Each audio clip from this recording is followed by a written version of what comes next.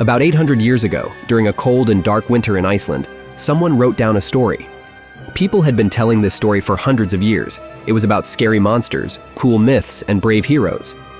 Thanks to a cool new way of writing stories in Iceland, this tale was finally written down to be saved forever. From Greenland to the Mediterranean, all over the Viking world, people passed it down by memory for generations, making it one of the most loved and long-lasting stories ever. And guess what? People are still telling the story today, the saga of Ragnar Lothbrok. So, is the story true? Let's take a look. Back in the year 814, a famous king named Charlemagne, who ruled the biggest empire in Western Europe since ancient Rome, passed away. After he died, his once strong empire quickly fell apart as his family started fighting over it. After the Romans left, some places like Spain and Italy started a rule where only one son got to inherit everything. But the Franks didn't do that. They stuck to their old way of splitting everything between all the sons, even though it caused them problems for years.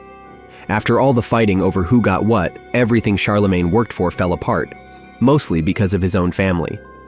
They split the land into 3 kingdoms.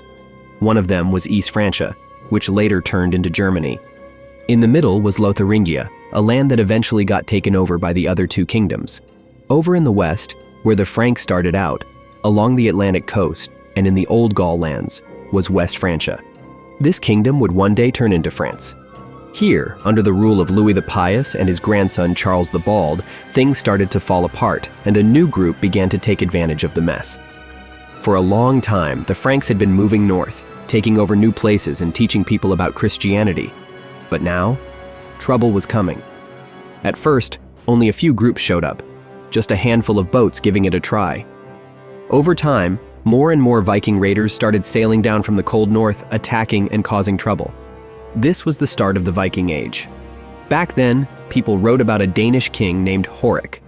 He wasn't the only king in Denmark, but he had a rival named Harald Clack.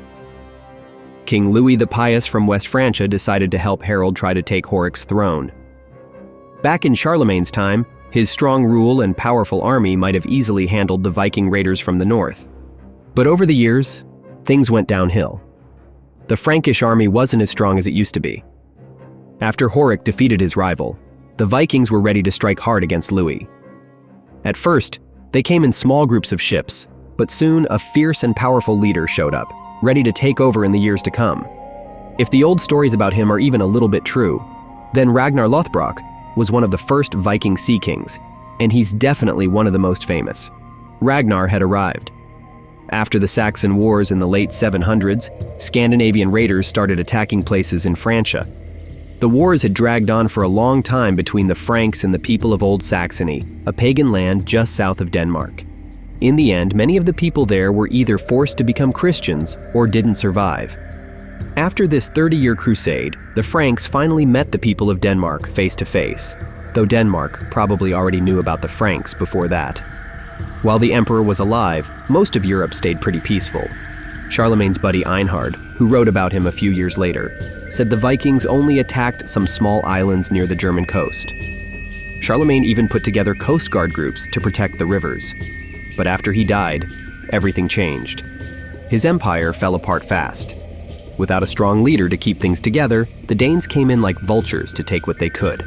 At first, small groups of 3 or 4 ships showed up in the 800s and 820s, raiding quiet, out-of-the-way places along the West Frankish coast. But by the 830s, these fleets were getting bigger, with dozens of ships. As more people heard about their success, they got braver and started going after bigger and richer targets. The Vikings attacked the town of Dorestad and stole its silver in 834, 835, and 836. Then, in 837, they raided the trading town of Valcaron.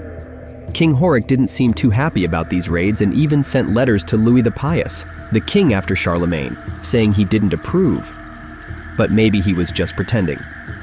It looks like King Horik didn't have much control over the Danish warlords, who were getting pretty wild and greedy.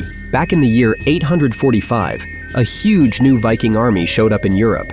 Not just a few ships, there were hundreds, packed with around 5,000 Viking warriors.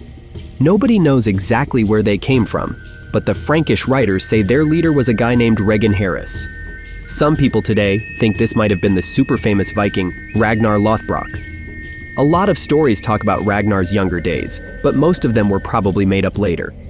Over time, his adventures got bigger and wilder, especially because lots of warlords wanted to say they were part of his family. It made them look cooler, just like Ragnar himself said he was related to Odin. Back then, many Danish kings and warlords did the same thing, including his boss, Horik.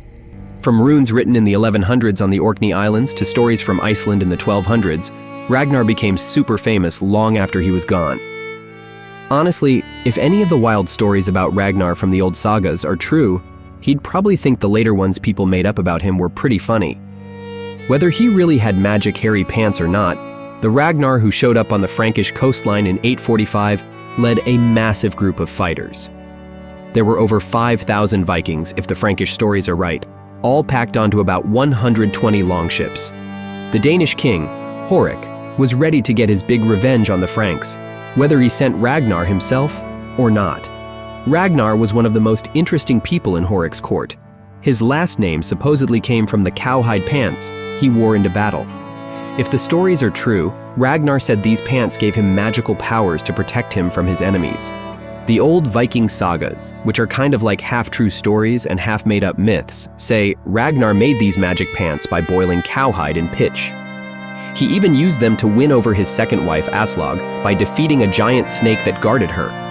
If Ragnar Lothbrok was a real person, and people still argue about that, he was one of the first Viking leaders to attack Europe.